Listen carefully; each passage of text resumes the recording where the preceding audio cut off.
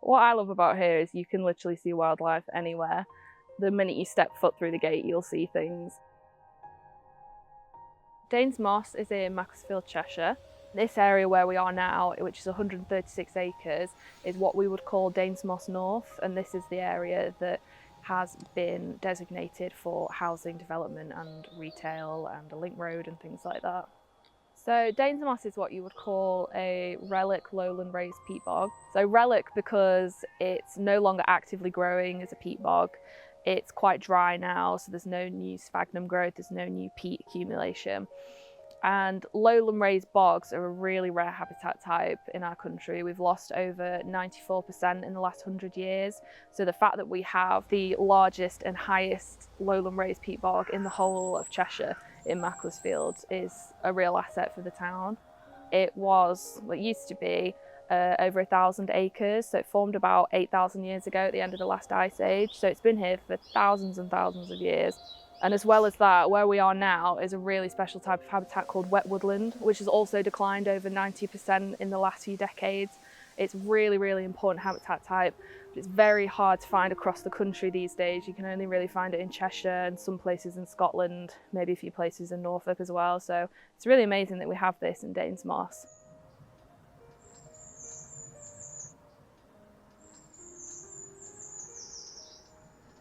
Safe Danes Moss formed about 3 years or so ago, and we're a group of about 10 of us, and we've been campaigning to get the publicity out there to people to understand what this site is, why it's important, and why we need to save it.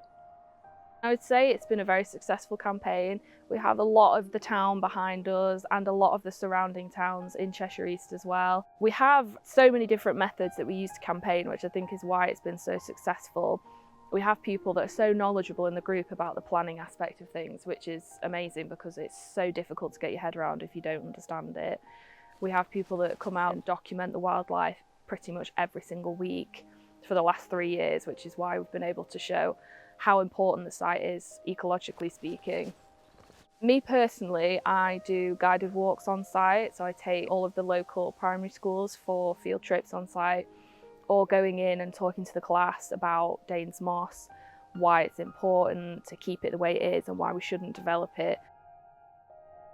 So the Moss Rose estate has obviously expanded a lot over the years because there's a lot of very new, very recent housing developments just on the edge of Danes Moss.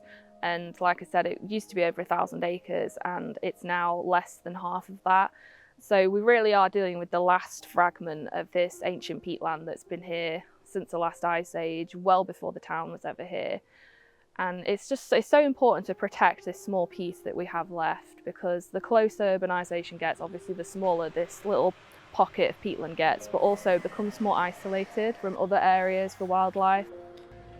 It's just this constant creep of where they just carve a little bit off and another little bit, and over the decades it means things disappear. Once this is gone, it's gone forever, and that's the real problem. So we really need to protect these areas to make sure that we have these safe havens for these rare species to thrive and to improve the connectivity as well. I think a lot of urbanisation, particularly in towns, has isolated these small pockets for wildlife, and it would be really amazing if we could create these corridors and link them up a lot more.